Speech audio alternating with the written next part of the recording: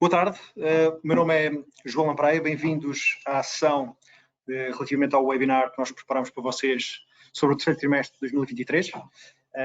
Para quem não me conhece, portanto, sou estrategista-chefe do Banco de Investimento Global, já estou no banco há cerca de 16 anos, Head of Research durante mais de 10 anos e, portanto, agora como integrado na equipa de gestão de ativos e, portanto, preparei-vos aqui esta apresentação que eu espero que seja útil, que na realidade estaremos ou versará sobre o enquadramento macroeconómico global, que é essencialmente pensar onde é que nós estamos na fase atual do ciclo e para onde é que nós, exatamente o que é que nós achamos que vai acontecer do ponto de vista de inflação, do ponto de vista de crescimento económico, se a economia vai aguentar o soft landing, se a inflação vai retroceder, como eventualmente já está a começar a arrefecer.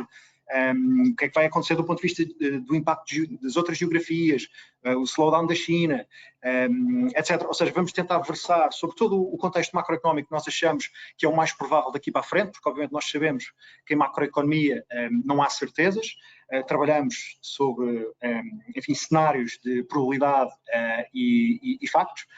E depois, numa visão top-down, portanto, depois de estilar esta visão top-down e macro, vamos tentar versar sobre o que é que nós achamos que pode acontecer para as diferentes classes de ativos, portanto, sobretudo aquelas que são seguramente mais interessantes, que é o mercado de taxas de juros e o mercado de ações, e posto isto, como é que nós estamos posicionados dentro do banco e sobretudo no departamento de gestão de ativos, como é que nós estamos investidos nestas duas classes de ativos e onde é que achamos que há determinado valor em termos do binómio risco-retorno.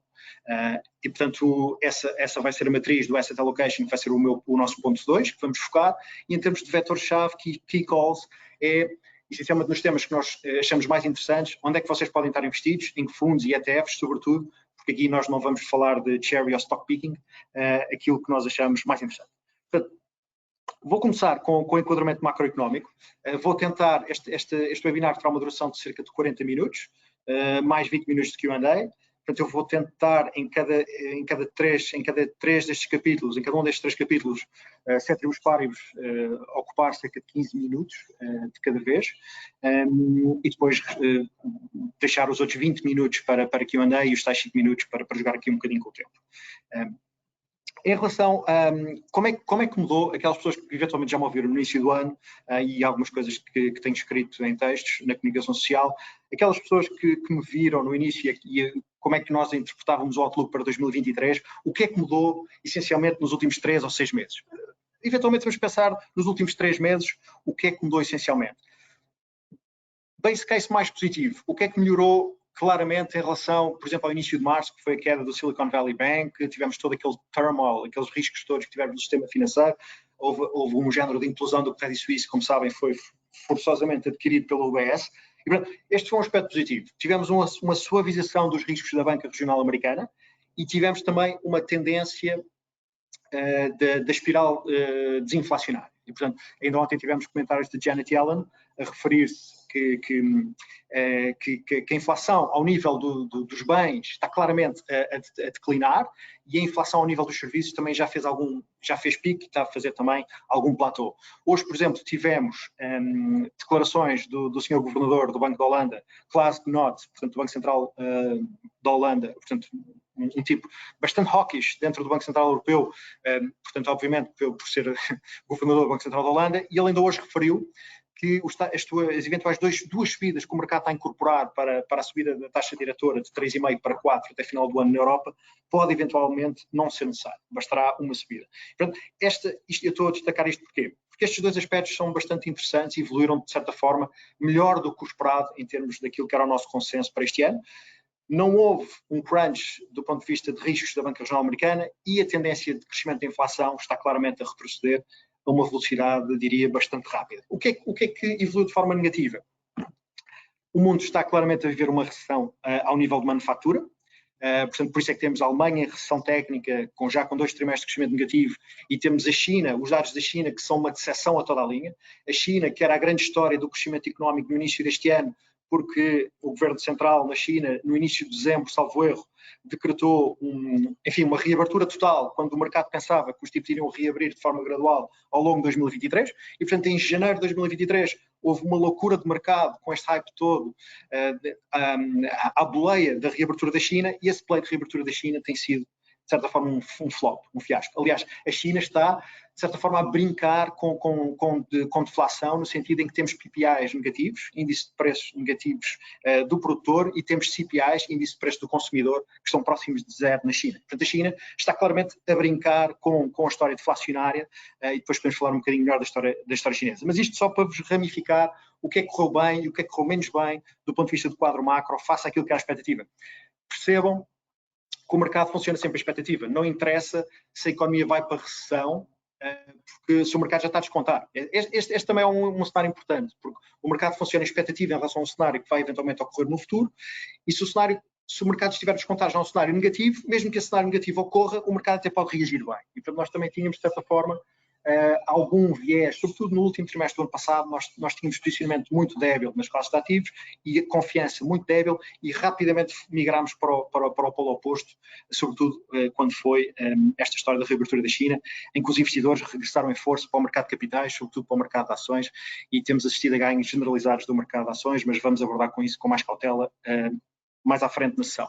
Portanto, concretizando agora em alguns gráficos para vocês, de certa forma, esquematizar o meu raciocínio desta fase, em termos de crescimento económico, refletindo esta situação mais positiva que eu vos estou a referir, a Reserva Federal subiu as metas de crescimento económico para este ano de 0,4% para 1%, o Banco Central Europeu reviu em baixa de 1,2% para 1,1%, e portanto há toda esta tese de no landing, ou seja, no landing no sentido que nós estamos numa fase de crescimento económico, ou seja, de expansão do ciclo económico, em que o avião continua a sobrevoar o ciclo de expansão e não vai aterrar. Portanto, o mercado preocupou-se muito com uma aterragem forçada do avião da economia global, e neste momento está a descontar claramente que o avião pelo menos vai protelar o voo no tempo, que está mais ou menos descontado, ou então eventualmente uma recessão, uma aterragem mais suave, mais branda, porque nós sabemos que um avião tem necessariamente que aterrar. Portanto, um avião não pode eternizar-se no seu voo, da mesma forma que uma economia não pode estar permanentemente em expansão. Portanto, nós temos sempre intervalos de expansão que depois colidem em recessão. Qual é que é a grande diferença aqui? E este é um cenário interessante que nós vamos abordar para a frente. Mas antes disso, vamos só tentar esquematizar com alguns gráficos para vos dar uma figura de maior robustez da nossa opinião. Primeiro, a probabilidade compósita dos indicadores macroagregados nos Estados Unidos em relação a uma possível recessão a 12 meses, portanto a 6 e a 12 meses, anda na casa dos 70%. Portanto, o mercado está claramente a descontar um eventual no landing do avião, portanto, do ponto de vista do crescimento económico, mas o mercado continua a pensar que a recessão vem aí. Está simplesmente a ser diferida no tempo e com uma probabilidade de recessão bastante significativa, como vem, que é a linha a preto deste gráfico, está na casa dos 70%, quando a Europa teve nos 80% no início deste ano, muito à boleia da história do hit energético, da crise energética, e a Alemanha de facto está em recessão, mas ainda não trasladou para outros países.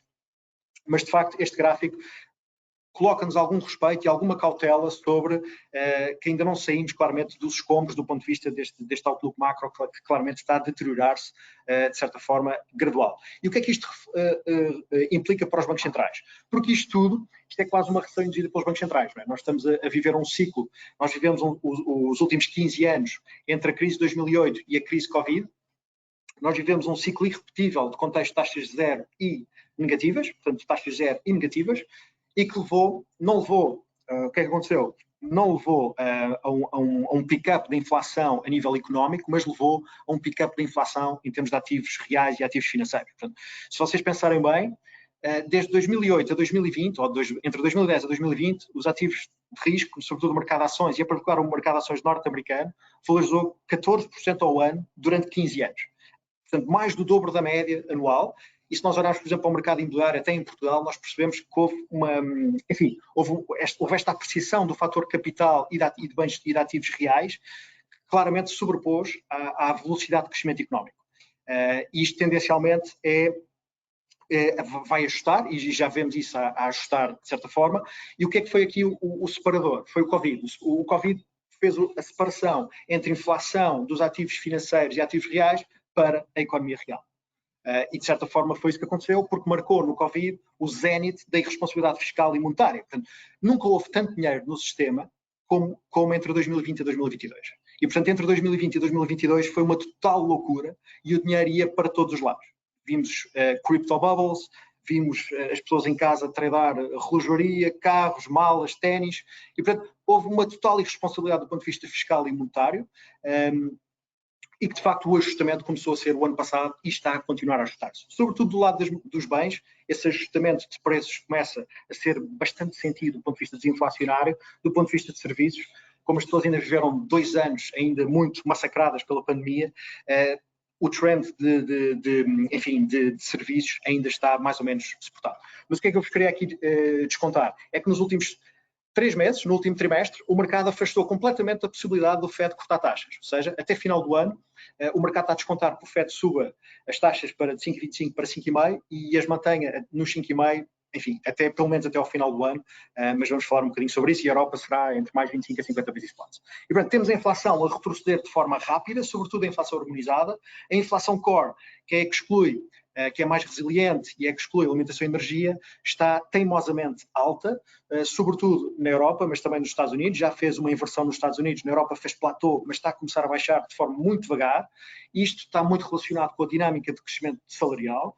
Reparem, este gráfico em que o indicador de massa monetária está já negativo e, portanto, claramente existe menos liquidez no sistema hoje do que existia o ano passado, e existia menos liquidez no ano passado do que existia há 2 anos. Portanto, o que nós estamos a ver é um tightening brutal sem precedentes. Este é o maior endurecimento monetário na lógica civilizacional moderna que nós conhecemos. E moderna, basta pensar, não estou a falar só de 10, 20 anos, estamos a falar de 200 anos. Estamos a falar do maior tightening dos últimos 200 anos que existe na economia real, e, portanto, basicamente, o dinheiro está a desaparecer de circulação do sistema financeiro, e temos aqui crescimento salarial que está, de facto, ou seja, e temos o nível de crescimento salarial que teve um lag face ao que houve do ponto de vista proporcional de crescimento de preços ao nível dos bens, começa agora a repercutir-se nos salários. Nos Estados Unidos, com maior dinâmica, porque obviamente a dinâmica americana é muito mais rápida do que propriamente, e ajusta-se o mercado de trabalho muito mais rápido e direto do que o mercado de trabalho europeu, e em particular o mercado português, que é quase um mercado, enfim, zombie. O mercado de trabalho português é um mercado praticamente zombie, mas o que nós temos aqui é um crescimento salarial também na zona euro que é significativamente expressivo. Estamos a falar de crescimento salarial na casa dos 5,5% no final do ano passado. No primeiro trimestre deste ano, temos crescimento salarial da zona euro ainda acima dos 5%. Portugal, estamos com crescimento real de salários, ou seja, crescimento real de salários é crescimento real de salários positivo, ou seja, que é crescimento salarial acima da inflação.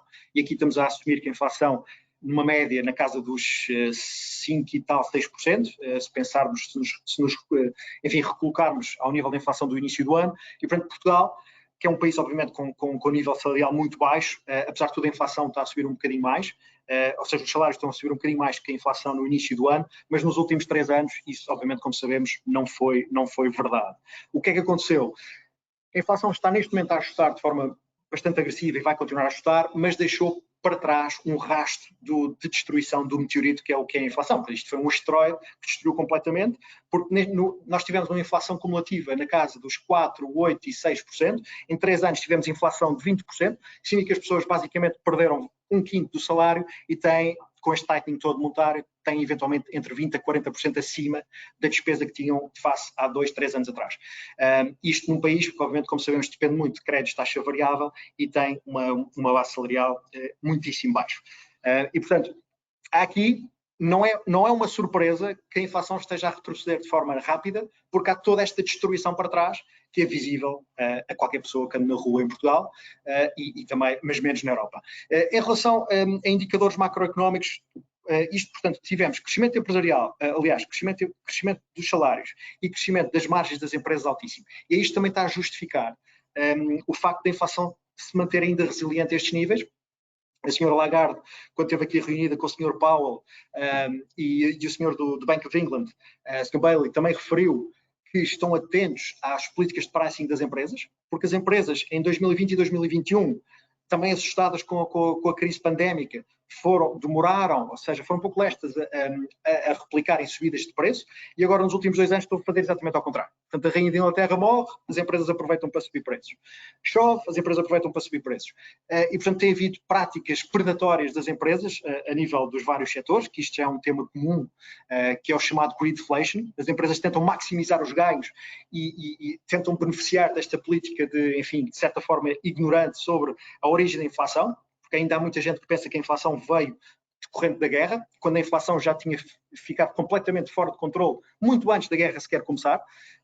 O problema foi exatamente o zénite da irresponsabilidade fiscal e monetária, que foi sobretudo nos Estados Unidos, que levou das autoridades do Banco da Reserva Federal e do governo americano para lidar com o Covid. Não está em nada relacionado com a guerra. A guerra só veio criar um problema adicional.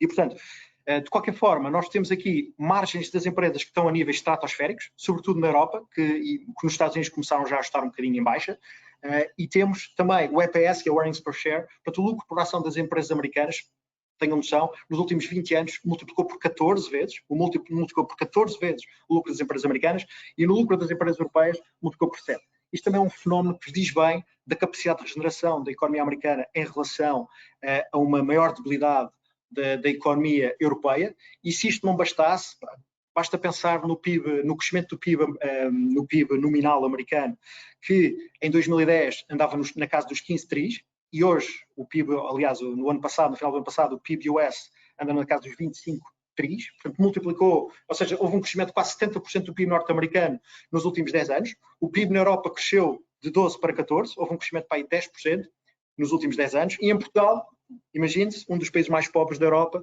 o PIB nos últimos 10 anos subiu para aí 5%. Portanto, nos últimos 10 anos, em termos cumulativos, nós tivemos daquela pancada, como sabem, entre 2012 e 2014, mas não está muito relacionado com isso, tem a ver com uma incapacidade estrutural da economia portuguesa crescer. E, portanto, mesmo nós, como um país, um dos países mais pobres da Europa e que está a tornar-se cada vez mais pobre porque está a divergir claramente da média, temos um crescimento abaixo dos últimos 10 anos. E, portanto, isto é muito interessante, não é só um fenómeno português, é um fenómeno europeu, há de certa forma uma estatização do modelo de crescimento económico em toda a Europa, e o modelo de crescimento económico americano acaba por ser bastante oposto, ou polar oposto a esta situação. Mas o que é interessante é que este crescimento económico americano está muito centrado no setor privado das empresas, em oposição às famílias, que o nível de poupanças das famílias, dos households americanos, está neste momento abaixo da média dos últimos 10 anos, e o cash acumulado das empresas americanas está bastante acima da média dos últimos 10 anos. E, portanto, isto é uma crise, daí também se chamar a crise do cost of living, não é? Portanto, a crise do custo de vida, em que as empresas estão a surfar na maior, com margens estratosféricas, e as pessoas estão basicamente, até as pessoas nos Estados Unidos, os households nos Estados Unidos estão aqui a sofrer. Neste momento temos PPIs a colapsar, ou seja, o fator de custo de produção das empresas está neste momento próximo de zero. Portanto, este é também outro gráfico que nos diz que não há nenhuma razão lógica para as empresas manterem as subidas de preços que mantiveram completamente estonteantes nos últimos 2, 3 anos. E, por outro lado, temos também a inflação a retroceder, porque tem havido uma suavização dos comparáveis, este sim, do lado do Covid e do lado da guerra, relacionado com o lado da oferta. Ou seja, neste momento, a inflação em 2020 começou por ser um problema do lado da oferta, portanto tivemos, obviamente, custos de transporte que basicamente multiplicaram por 200 antes do Covid para depois do Covid, e neste momento já estão a níveis pré-Covid, e tivemos também as matérias-primas que depois do início da guerra também multiplicaram bastante o múltiplo, mas neste momento também temos abaixo da guerra. Portanto, temos custos de matérias-primas ao nível de pré-guerra e temos custos de supply chain, distribuição, ao nível pré-Covid. Tudo isto leva a que a disrupção do lado da oferta contribuiu para o agravamento da inflação, esteja já a estabilizar-se no tempo, mas o que não permite a inflação retroceder de forma mais rápida é todo este gain que foi acumulado pelas empresas ao nível do pricing power e ao nível do crescimento salarial. Porque a pior coisa que pode acontecer para a inflação é os salários acompanhar o nível da inflação. Porque se os salários acompanharem a inflação, nós perpetuamos o problema da inflação. Portanto, toda a gente sabe isto, os modelos económicos sabem isto, os central bankers sabem isto, até os próprios governantes sabem isso, só que não o podem dizer porque obviamente perdem votos, e portanto há, de certa forma, e as crises dos anos 80 e de 70, as grandes crises de inflação, implicaram sempre uma deterioração do poder de compra e em termos reais do consumidor. E, portanto, a partir do momento em que a inflação sai de fora do controle, e nós vemos isto num gráfico de 40 ou 50 anos, sobretudo aqui na década de 80 nos Estados Unidos, nós temos que o ajustamento acaba por ser muito longo. É uma metáfora que eu gosto de usar. Portanto, se nós deixamos que o gênio da lâmpada saia, ou seja, considerando o gênio da lâmpada a inflação e não o Aladino, não é? Se o gênio da lâmpada sai da lamparina, nós não podemos pedir 3 desejos e o gênio volta a entrar na lamparina. Não dá, não é impossível. A inflação não retrocede com 3 desejos ou com simplesmente subidas de taxas. Enfim, subidas de taxas, o início do ciclo de subidas de taxas é uma condição absolutamente necessária, sine qua non, para começar a reverter a inflação, mas isto é um ajustamento que é estrutural. A partir do momento que os bancos centrais perdem o controle, demoram anos a recuperar o controle. E eles perderam o controle em 2020, nós estamos em julho de 2023, estão finalmente a recuperar algum controle, mas provavelmente ainda estamos a 2/3 do processo de ajustamento. O que é o pior cenário? É, eventualmente, os bancos centrais voltarem a perder o controle. Portanto, no nosso cenário, um cenário de recessão seria o melhor que podia acontecer, porque um cenário de recessão haveria um reset do ciclo, haveria um reset das expectativas de preço e poderíamos, de certa forma, tranquilizar-nos para a frente em que a inflação não poderia voltar a subir e perdermos novamente os bancos centrais o controle, porque neste momento há um grande otimismo em que a inflação vai ficar controlada, sobretudo com as expectativas dos break-evens, que é a expectativa em relação à inflação de longo prazo, que anda na casa já dos 2-3% a 1 e a 3 anos. E, portanto, isto vai ser bastante difícil depois de proceder dos 3, 4 para os 2, tendo em conta os comparáveis que vão ser cada vez mais desafiantes, porque sabemos que a inflação é um conceito de taxa de variação, portanto, a inflação em relação ao período homólogo anterior. Estes são os gráficos macro que espelham um cenário de recessão que é já visível na manufatura, portanto, temos PMIs na manufatura nos Estados Unidos e na Europa na casa dos 43, 45, isto é ultra recessão, quer dizer, não há forma de não olhar para estes indicadores e não pensar que estamos em recessão. Portanto, há aqui uma espiral de declínio dos preços dos bens que está a levar a inflação para baixo e que se reflete precisamente nestes indicadores de recessão da manufatura. E se olharmos para estas duas linhas acima, que são as linhas de serviços, o que nós estamos a ver é os serviços a fazer uma tendência de desaceleração para baixo ao nível da recessão que já se vê na manufatura. Por outro lado, a economia americana tem-se manifestado surpreendentemente mais resiliente do que a empresa europeia, do que a economia europeia, mas temos claramente a economia europeia, países como os países do Sul, que obviamente neste momento, não por nenhum milagre de crescimento económico, mas sobretudo pela composição do PIB, que é essencialmente turismo, e essencialmente turismo, que é o caso português e todo o Sul da Europa, sobretudo Portugal, que é muito relacionado com isto. Nós em Portugal tivemos também a insuflar os números de crescimento económico, tivemos uma queda brutal do consumo das famílias, que isto acaba por ser, acaba por ser interessante, porque há uma menor importação em relação às exportações e, portanto, o saldo externo acaba por ser benéfico. E tivemos também um crescimento das exportações relacionadas com exportações de turismo. E, portanto, é muito interessante que os dados de Portugal no último trimestre até foram dos mais interessantes na Europa e que, de certa forma, escamoteiam ou escondem o nível de condições absolutamente difícil, em que não há paralelo já. Eu creio que eu estou a trabalhar há mais de 20 anos e eu creio que provavelmente só na década de 70, 80, é que a economia portuguesa estaria, em termos relativos, com taxas de esforço tão próximas com aquilo que nós vemos hoje. E em termos de divergências do ponto de vista de crescimento económico em termos de fatores de produção em relação a fluxos, temos o GDP versus o GDY, há aqui uma grande divergência entre o GDY americano versus o GDP americano e, regra geral, isto é leading indicator para uma recessão a médio prazo ou a 12 meses. O mercado de trabalho, isto também é um ponto interessante, porque muitas vezes, nós ontem, como eu vos disse, tivemos a senhora Yellen a referir-se ao mercado de trabalho americano, muito robusto, etc. E é verdade, a taxa de desemprego está a mínimos de 60 anos, etc. Mas, ao contrário de outras recessões, esta recessão pode não implicar uma implosão do emprego, ou seja, não precisamos de um pick-up da taxa de desemprego na casa dos 3 ou 4 pontos, e a taxa de desemprego pode subir de 4 para 5 ou para 6, não precisa subir para 10 para termos uma recessão. Em primeiro lugar, o mercado de trabalho é um indicador lag em relação à economia real. E, portanto, a economia entra em crise, as empresas despedem. As empresas não despedem antes da economia entrar em crise. É o chamado lag que existe. E tudo isto tem um lag gigante em relação ao tightening monetário que já se verifica.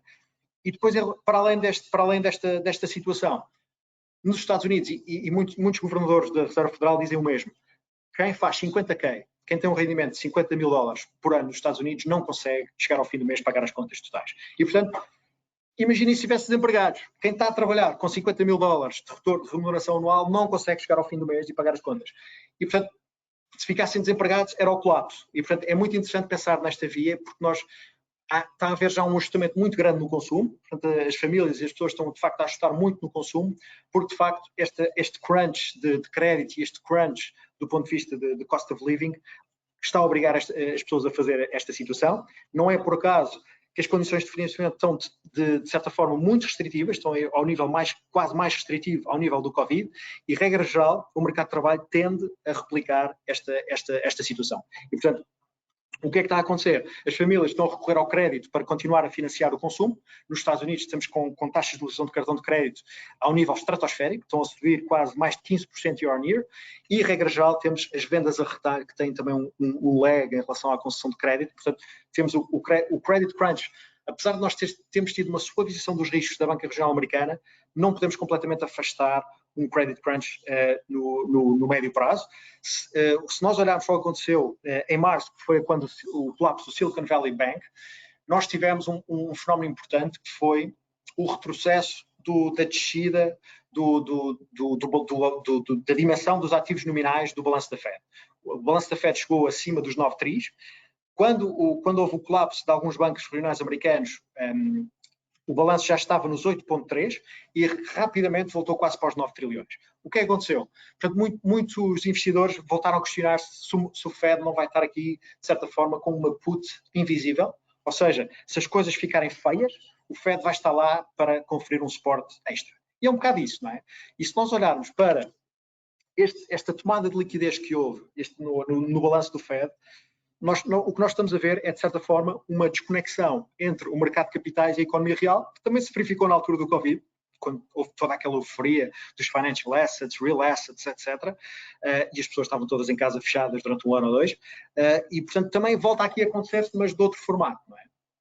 E é muito interessante, porque eu aqui tenho o gráfico de cerca de 2022, mas se nós colocássemos este gráfico com uma série mais longa, de 5 anos, nós perceberíamos que o balanço do Fed andava na casa dos 4 trilhões antes do Covid e foi para os 9.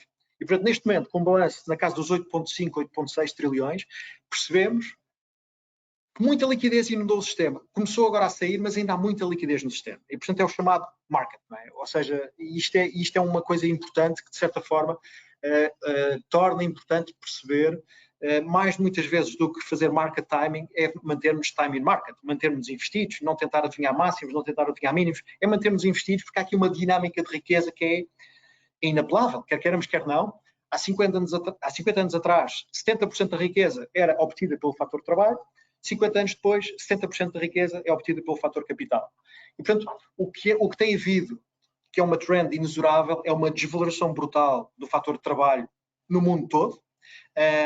E, portanto, não há forma, nós percebemos que isto é o que está a acontecer, e não há forma de nós nos protegermos desta situação, mantendo-nos também, de certa forma, investidos, independentemente de onde nós achamos que podemos estar no ciclo económico. E, portanto, indicadores avançados continuam a apontar para uma deterioração mais ou menos agressiva das condições. A China, os indicadores da China continuam completamente sinalizados por baixo, tanto ao nível do PMIs, CPIs e também impulso de crédito e importações. E, portanto, tivemos as importações também na China em declínio. Ainda ontem tivemos dados da China de crescimento do PIB no último trimestre, que cresceu cerca de 6%, quando era esperado que fosse mais de 7%. E, portanto, a China a desiludir a toda a linha, e temos o Luxury também muito alinhado com a China nesta situação. E, portanto, só para sumarizar a nossa ideia macro, e agora retomando a ideia dos aviões para ser mais visual, o mercado está posicionado entre o no landing e o soft landing, ou seja, o avião não aterra, aguenta todo este investimento monetário, mas há o risco aqui da inflação não retroceder. Mas já está, de facto, a retroceder. E, portanto, nós estamos aqui entre o no landing e o soft landing, que é, de facto, também o nosso cenário base, em que atribuímos cerca de 80% de probabilidade, em que o soft landing pode haver uma recessão suave, sobretudo na economia americana, mas a inflação continua a normalizar de forma gradual, e na qual os bancos centrais vão ser obrigados a manter taxas mais altas durante mais tempo, de forma a que a inflação de forma a prevenir eventuais surgimento de riscos de inflação.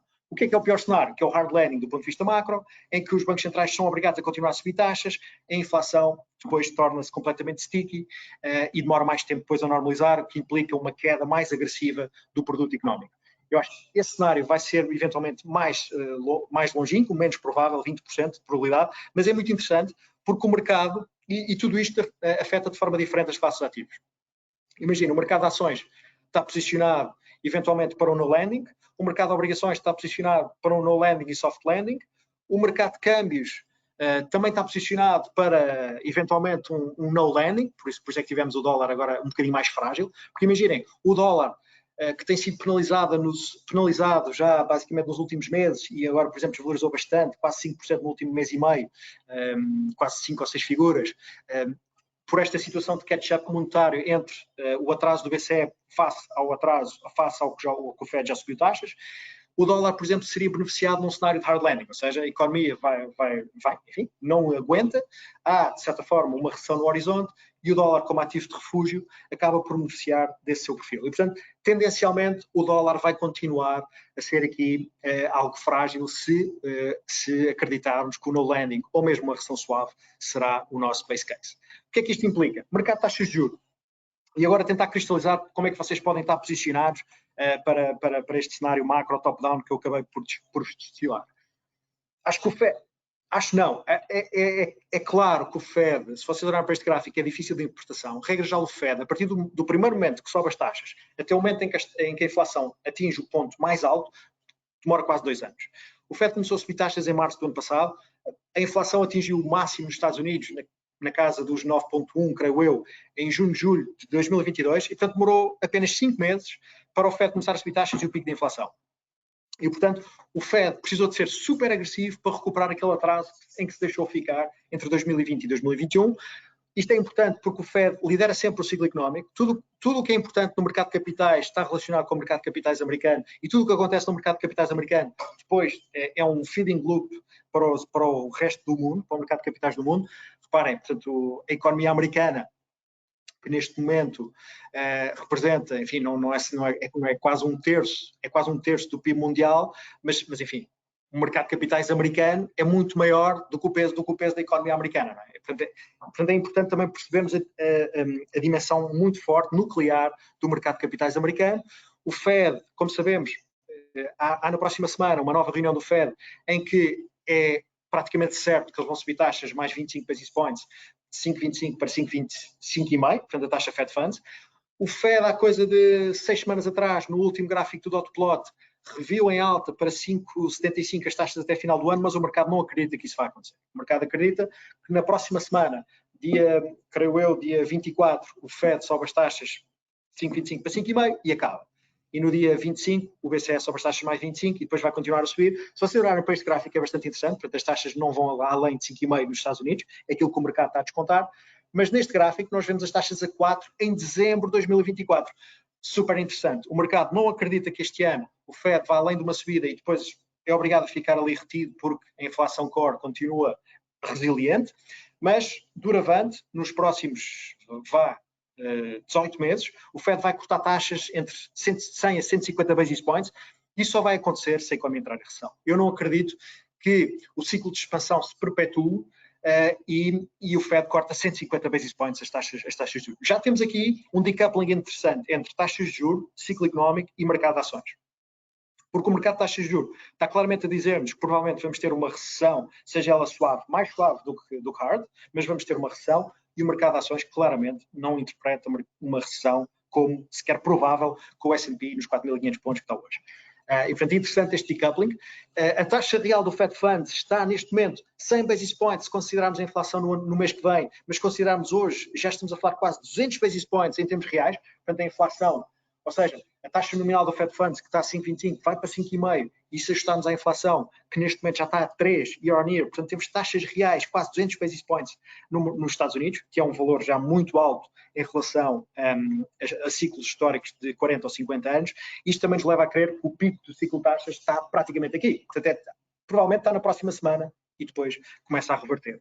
Mas, de certa forma, o índice de condições de financiamento, de tightening das condições económicas, não ficou mais restrito com as últimas subidas do Fed. Porquê?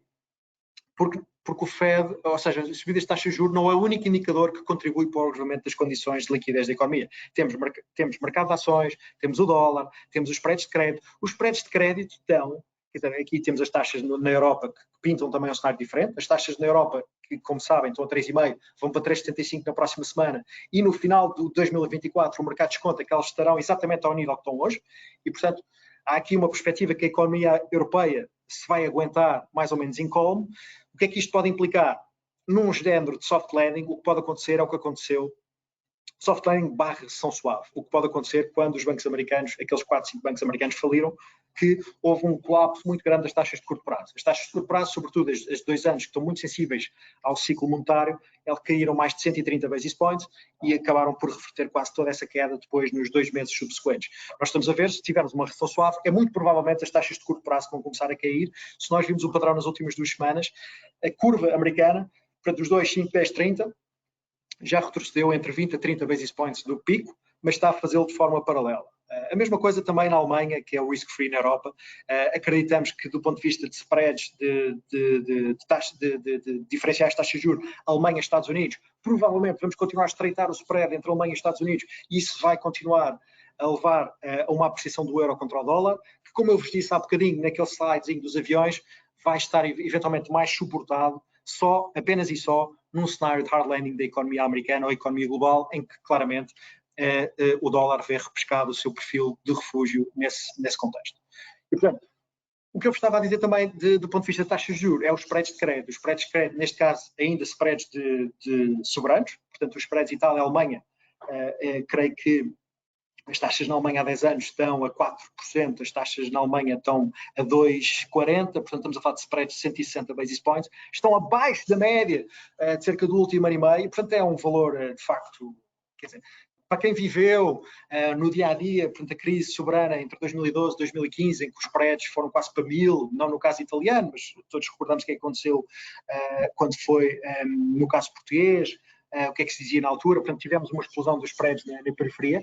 Os spreads na periferia estão bastante contidos, por exemplo, quase ninguém sabe, mas há 2 anos as taxas em Portugal, que o Estado português financia, são mais baixas do que as taxas em que o Governo nosso financia. Portanto, não há taxas mais caras neste momento em termos de preço do que a dívida pública portuguesa de curto prazo. Portanto, a dívida pública portuguesa é para evitar, mas a dívida soberana também não nos parece muito interessante, sobretudo na periferia, mas eventualmente dólares, se nós tivermos algumas posições em dólares e se não estivermos muito preocupados com o risco de taxa de juros, Treasuries parece bastante interessante e estamos já a alongar o duration, ou seja, estamos a alargar as maturidades que nós temos investidas nas nossas obrigações, porque acreditamos que o pico do ciclo das taxas de juros já está basicamente conhecido, ou estamos muito perto na vizinhança, ou já lá estamos, e, portanto, já estamos confortáveis em alongar as maturidades para a exposição em obrigações, porque achamos que as taxas não vão continuar a subir deste ponto para a frente. E, portanto, é muito fácil nós obtermos obrigações com níveis de qualidade creditícia muito altos, sem correr grande risco, com retornos de 4, 5%, olhando para investment grade na Europa, olhando para emerging market debt hard currency, e não é preciso sequer ir para high yield, que é eventualmente a franja do mercado de obrigações que consideramos que tem menos valor do ponto de vista de risco-retorno, uma vez que os spreads estão manifestamente estreitos. Portanto, os spreads que se paga mais, o prémio que se paga mais entre uma obrigação de alto risco face a uma obrigação de baixo risco cooperativa, continuam, ou por exemplo, face a uma swap, continuam muito, muito baixos. E, portanto, não queremos fazer o play de high yield ainda, tanto na Europa como nos Estados Unidos, fazemos-lo via investment grade, fazemos-lo também via outros temas que nós gostamos, investment grade é o que nós estamos aqui a falar, fazemos-lo também via financials, que é um tema que nós gostamos do play de financeiras, tanto ao nível do mercado de ações como ao nível do mercado de obrigações, e reparem, gostamos particularmente de financeiras numa lógica das COCO. As COCO são as obrigações de capital contingente, não é? Que são as célebres COCO Bonds, que foram muito utilizadas também para salvar os bancos aqui em Portugal, e que, por exemplo, quando aconteceu a implosão do Credit Suisse, ou a forçada adoção do Credit Suisse pelo UBS, os COCO Bonds, foi um wipe-out dos COCO Bonds, que valiam cerca de 17 bis em mercado, os COCO Bonds receberam 0. Os acionistas do Credit Suisse ainda receberam 3 bis de remuneração, ou seja, de compensação da posição, mas houve um wipe-out total dos COCO Bonds. Isto levou a um grande agravamento dos spreads de COCO Bonds e nós aproveitámos março e abril para reforçar a posição em obrigações financeiras, porque as obrigações, isto as pessoas não tinham noção, mas este gráfico é muito interessante. Em abril de 2023, portanto há cerca de 3 meses atrás, as obrigações da Banca Europeia, o retorno esperado de uma obrigação de um banco europeu era superior ao retorno esperado de uma ação europeia.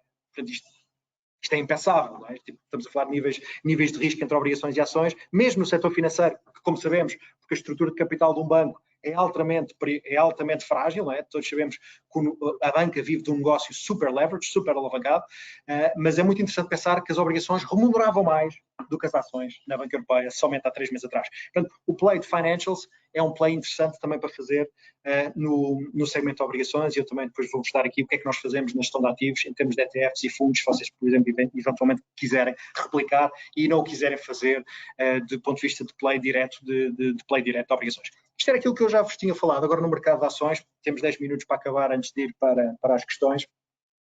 No mercado de ações, eu falei-vos há pouco, contei-vos a história macroeconómica com os aviõezinhos e tal, contei-vos a história do mercado de obrigações que está a descontar claramente pelo menos uma recessão suave com taxas a 4% em dezembro de 2024 no Fed Funds, no caso da Fed.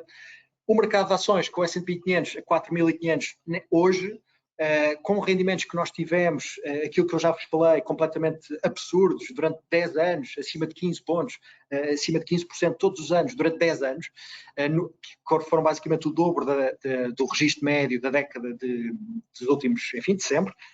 O que aconteceu em 2022, em que houve uma queda de 20% do mercado de ações, parecido também com o que houve no mercado de obrigações, foi simplesmente uma eliminação dos excessos da euforia Covid. Portanto, o mundo ficou completamente louco entre 2020 e 2022 naquilo que era a seção de risco-retorno das classes de ativos e até nos ativos reais.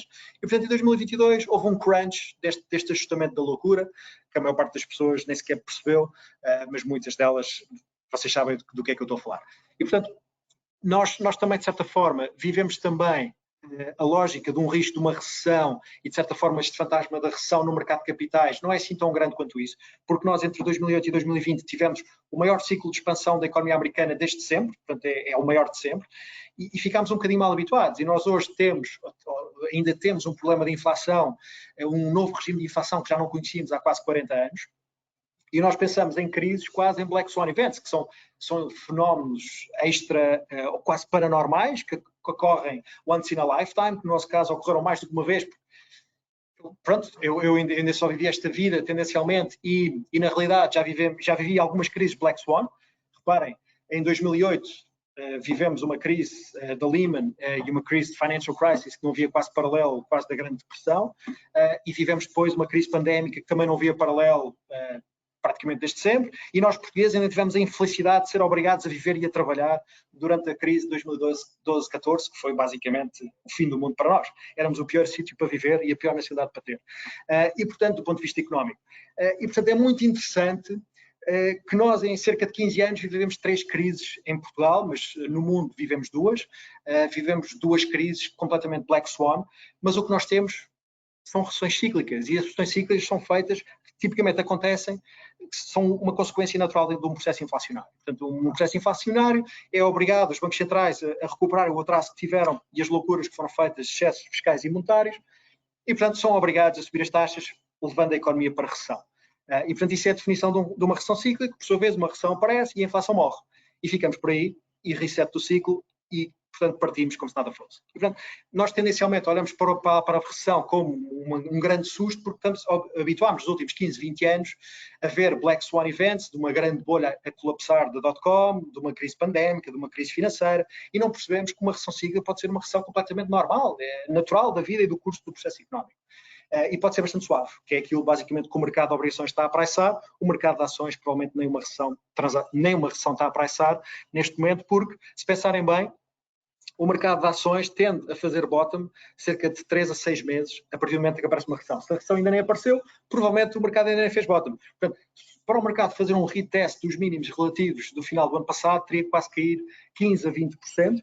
Há também aqui uma divergência grande do mercado de ações, que é o S&P 500, já aqui nos 4.500 pontos, em relação às taxas reais que estão em escala invertida. As taxas reais já estão quase 200 basis points positiva, e o que nós tivemos nos últimos 3 anos foi uma correlação direta entre taxas reais negativas e taxas e mercado de ações, asset gains, do ponto de vista do mercado de ações, porque há uma correlação direta, porque o dinheiro é extremamente barato. Hoje, com o dinheiro extremamente caro, já pensamos onde é que vamos alocar o capital. Não é? Portanto, se é muito difícil obter liquidez, o dinheiro não vai para coisas muito especulativas como criptomoedas, coisas de inteligência artificial, ou vá, se calhar até vão.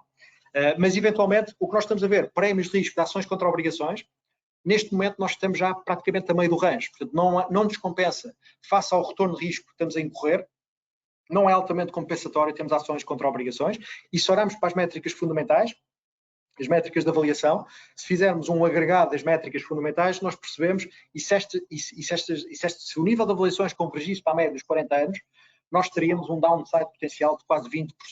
Portanto, o mercado de ações como um todo está caro, não é? E um PER de 25 vezes os lucros do S&P 500 com taxas a 5 é diferente de um PER do S&P 500 com taxas a 0. As teorias económicas dir-nos-iam que o múltiplo exigido com taxas a 5 deviam ser bastante mais baixas do que o nível atual. Em cima disto, temos também um fator de concentração que está a distorcer completamente. Porque, reparem, o Nasdaq está a subir 45%, 50% ao ano. Não, acho que está a subir 40%, estava a ver há bocadinho. Mas quando eu fiz este gráfico, ainda estava a subir só 30%. Nós temos 7 empresas, que são as 7 sagradas americanas, que estão a subir mais de 70%.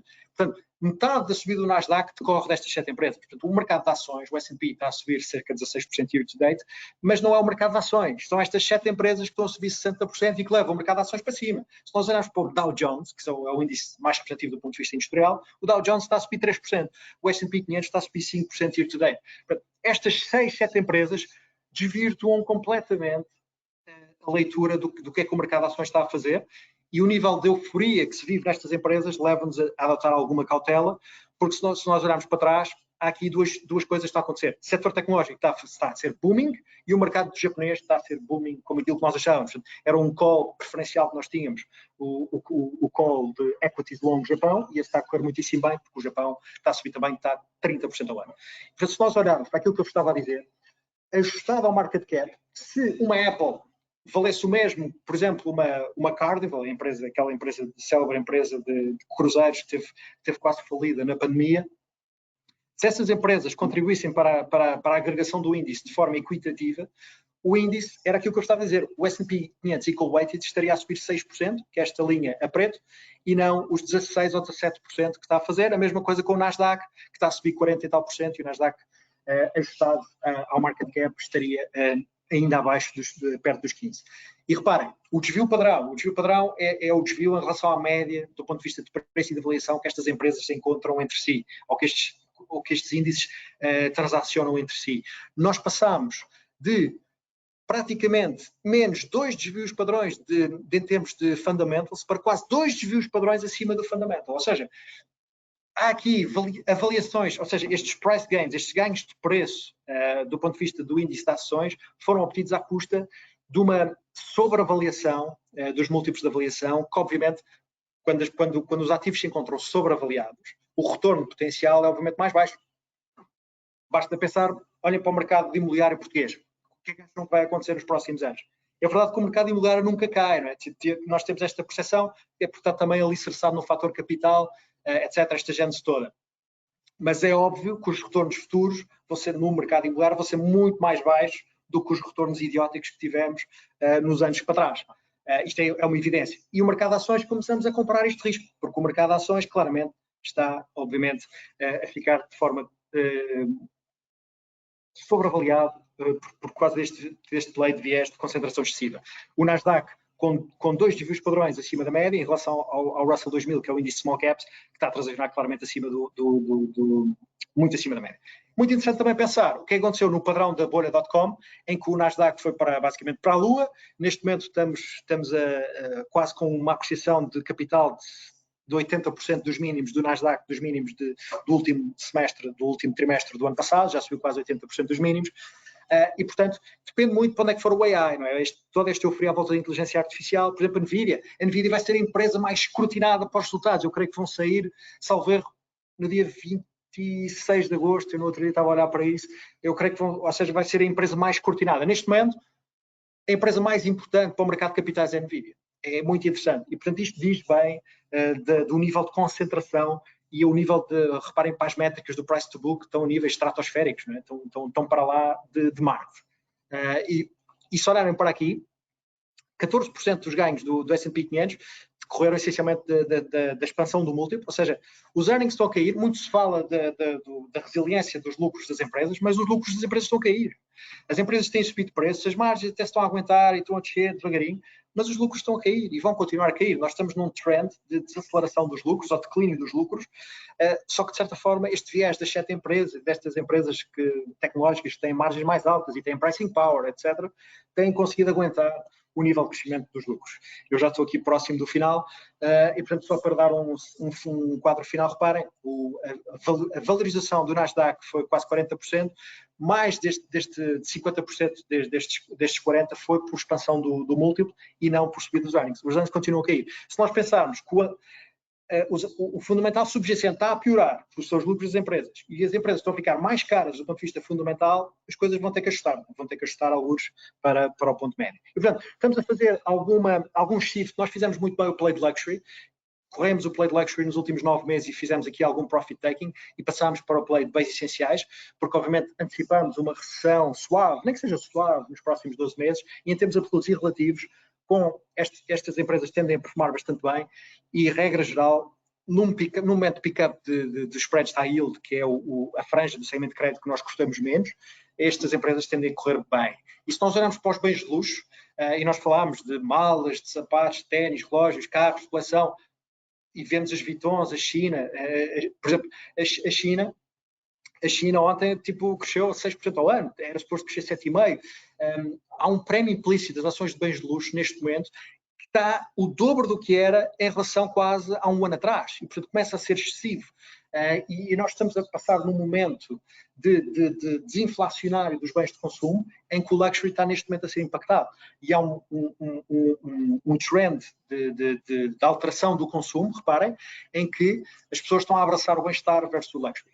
Portanto, nós temos aqui os inquéritos dos surveyed polls, há quase entre menos 30%, as pessoas vão gastar entre menos 30% a menos 50% do que gastaram em luxury goods este ano, face ao que gastaram o ano passado, e tudo o resto vai continuar mais suportado. Portanto, isto é um trend que a nosso ver é coerente do ponto de vista racional, do ponto de vista societário é algo positivo, estamos a abraçar o bem-estar face ao luxo, e ainda nós ontem tivemos os lucros de uma empresa bastante conhecida de luxury, que é a Richemont, que é uma das mais conhecidas, que tem joalharia, relojoaria, etc., que tem a Cartier, Zenith, IWC, Jaeger-LeCoultre, portanto, Vacheron Constantin, portanto, tem estas marcas todas, e esta empresa reportou o ano passado, a Cartier já é a segunda marca mais vendida do mundo atrás da Rolex, como sabem, e portanto, esta empresa o ano passado reportou uma queda das vendas de 5% nos Estados Unidos, e portanto caiu ontem 10% em preço no dia, Louis Vuitton depois veio atrás, também caiu à volta de 4, 5%, portanto os luxury goods estamos a fazer profit taking neste call, world quality nós gostamos, e Japão continuamos a gostar pelo play de bonds. Portanto, para fechar e para abrir o Q&A, só sintetizar, nós estamos obviamente mais overweight obrigações em relação a ações, por tudo aquilo que eu vos disse, do ponto de vista de risco-retorno, é muitíssimo mais favorável ter neste momento obrigações do que ações, porque nós estamos praticamente expostos a downside. Ações temos retorno, mas temos eventualmente downside, porque temos aqui um risco associado que, em alguns casos, não nos parece muito lógico, mas como veem, nós nem sequer estamos negativos em ações. Portanto, a lógica do stay invested e do timing market em relação ao market timing. Mas neste momento parece-nos mais óbvio o mercado de obrigações, o tema de financeiras, obrigações e ações parece-nos interessante, quality, bens essenciais, geografias um bocadinho menos Estados Unidos pela lógica do trend de inteligência artificial, e os pontos-chave é, do ponto de vista macro, no lending como cenário base, do ponto de vista de obrigações, investment grade, e depois eu vou-vos disponibilizar esta apresentação. Estes são fundos e que nós temos aqui na GA, ou então na nossa plataforma de fundos, que vocês podem comprar para estar expostos, ou para terem exposição em investment grade ou tema de investment grade. Se quiserem comprar empresas diretamente, muito bem, que o façam. Se quiserem fazer, por exemplo, também o play de financials, dívida colateralizada, tem o da PIMCO e da Nordea, que é bastante interessante. Nasdaq, profit taking e consumer staples. É um bocadinho, ou seja, sintetizar um bocadinho a lógica que nós tínhamos aqui, e eu vou tentar agora abrir o espaço para Q&A, porque já me excedi um bocadinho aqui no tempo. E tentar responder às vossas questões. Vou dar aqui 5 minutos, mas... Portanto, foi uma corrida bastante grande, porque nós fizemos uma viagem grande no tempo e, de certa forma, um pouco maçuda, porque falar de macroeconomia, como sabem, enfim, é um pouco maçudo. Eu tentei tornar a história as metáforas um pouco mais, enfim, ilustrativas, muito também socorrendo muito de gráficos para cristalizar a opinião, para ser mais claro porque é que nós achamos o que achamos. E, portanto, já apareceu aqui uma pergunta da questão dos câmbios do euro-dólar. Eu penso que eu já respondi isto, mas pronto, há esta questão. Em relação ao câmbio, é muito interessante, porque eu, socorrendo ao tema outra vez do base case macro e da história dos aviões, do não aterrar, do aterrar suave ou do aterrar hard, o dólar, a probabilidade de um dólar estar mais forte é apenas e só num cenário de hard landing. O cenário de hard landing é o menos provável. Portanto, a meu ver, respondem diretamente a esta questão por parte deste senhor. Portanto, eu acho que a situação mais provável é mesmo o dólar continuar frágil nesta situação. Neste momento teve uma desvalorização bastante pronunciada no curto prazo. Nós neste momento também não estaríamos a correr a vender posições em dólar, portanto nós neste momento até estamos a reduzir algum hedge em dólar que tínhamos, mas claramente a nossa posição clara em dólares é de vender em força. Neste momento, como o dólar está em fraqueza, é eventualmente deixar correr a posição mais do que vender. Mas do ponto de vista macro, parece-nos que a posição do dólar é a 12 meses um bocadinho mais débil do que de força, tendo em conta que há não muito tempo atrás, creio que em setembro, outubro esteve na paridade e neste momento já está nos 1, ou abaixo da paridade, e neste momento está nos 1,12. Eu creio que até final do ano pode perfeitamente estar entre os 1,15 e 1,20.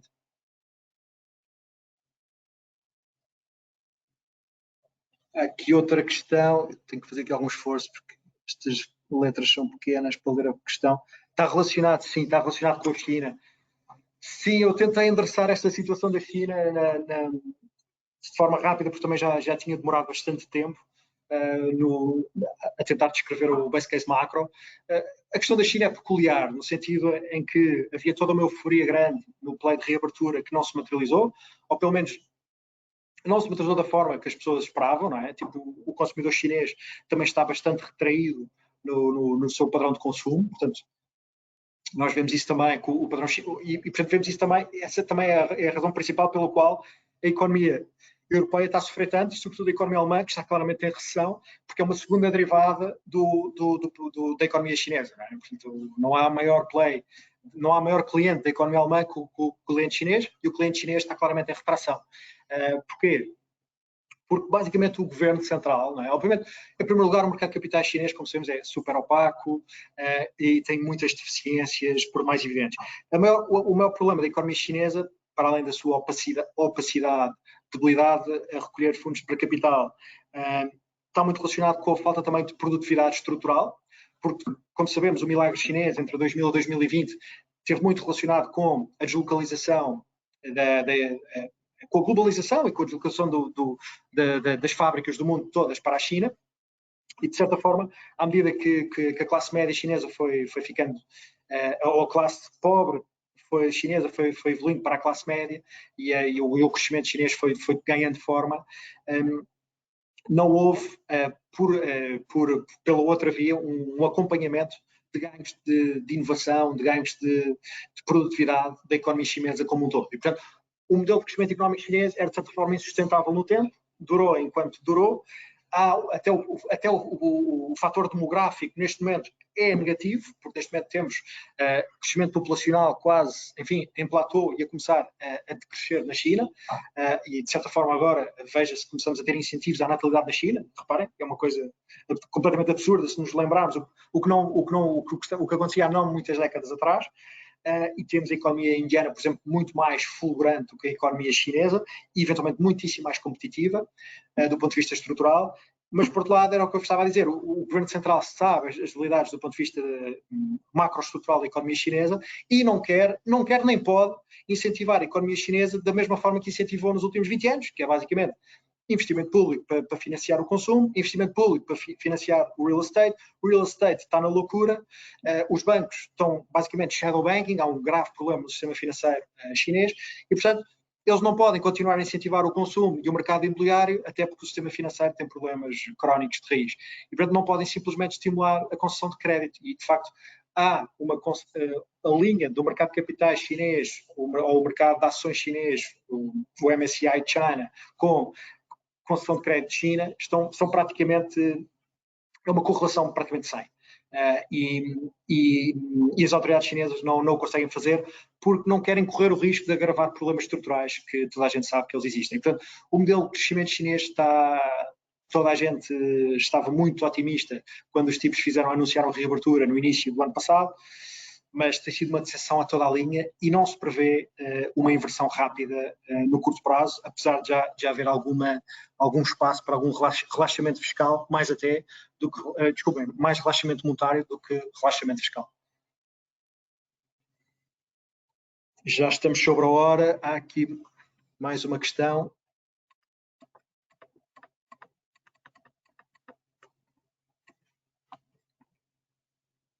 Só um segundo, que isto é muito difícil ler.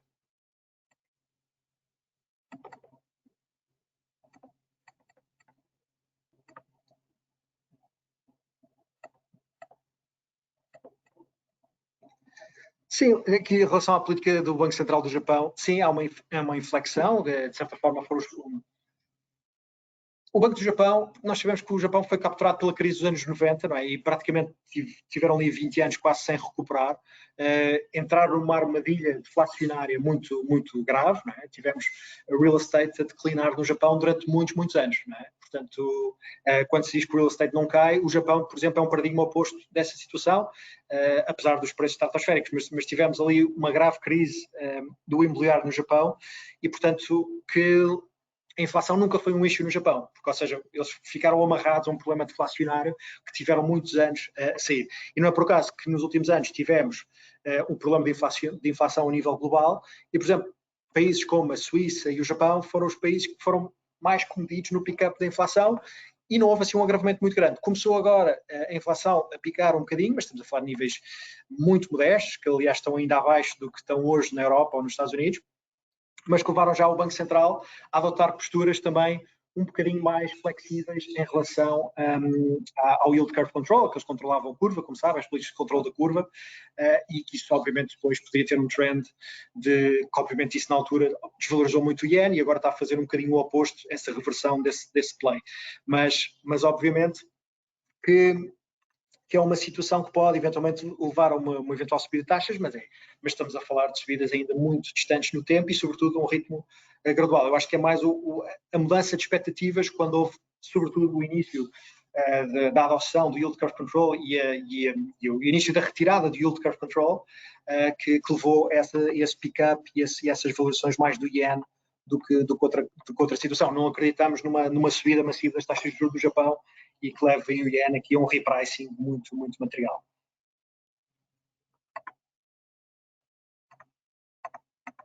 E em relação à economia americana e o mercado de capitais, há aqui perguntas em relação à tecnologia. Pois isto é muito difícil, ou seja, mais por Nasdaq, porque nós vemos o S&P praticamente a 4.500 pontos, portanto o máximo, salvo erro, all-time high foi perto de 4.800 e qualquer coisa, portanto estamos a 8% dos máximos históricos do S&P, também relativamente perto disso do Nasdaq. É muito difícil pensar o que é que vai acontecer neste segmento, porque este mercado depende essencialmente daquelas 7 empresas que eu vos falei, não é? E, portanto, o mercado vai estar muito centrado nas Nvidias. E nós sabemos que quando a bolha, não estou a dizer já que as coisas estão em bolha ou estejam em bolha, e regra geral, há sempre um overshoot, não é? Está sempre um overshoot para cima como um overshoot para baixo. E nós neste momento estamos a fazer um overshoot através do rally das tecnológicas, em oposição a um undershoot de algumas commodities mais cíclicas, etc., que já estão claramente a descontar a recessão. Se olharmos para base metals, que estão muito deprimidas, não é? E estão muito expostas a esse play chinês que está a ser basicamente deplorável, mas, portanto, para ter uma noção de como é que vai evoluir o mercado de capitais americano, sobretudo o mercado de capitais americano, porque a economia americana continua resiliente, mas o mercado de capitais americano, a visão, como o viés é tão grande para estas 7 empresas, estamos claramente reféns desta pescadinha de rabo da boca, não é? Portanto, o mercado vai para onde estas 7 empresas forem. Houve aqui uma revisão de início de leitura dos weighings, dos pesos dos índices, não é? Mas estas 7 empresas continuam com um peso absolutamente brutal de leitura do índice. E, portanto, o que nós fizemos também nos nossos portfólios foi, nós reduzimos Nasdaq vendemos tudo o que tínhamos em Nasdaq, mas mantivemos S&P. Ou seja, o que fizemos de Nasdaq, transpusemos para S&P 500, que na prática é uma segunda derivada do Nasdaq, mas apenas com menos beta, não é? E, portanto, achamos que aí o risco-retorno é mais adequado à fase do ciclo económico em que nós estamos, porque nós continuamos a achar que a inflação está a retroceder, mas estamos apenas a diferir uma recessão seca no horizonte no tempo, não é?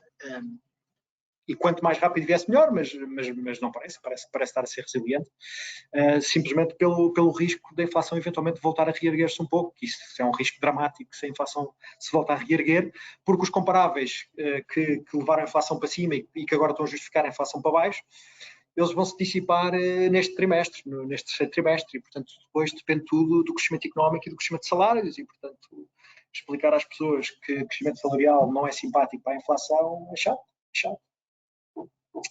Mas, portanto, aqui há alguma cautela e estamos a fazer esse viés de passar para plays de menor beta.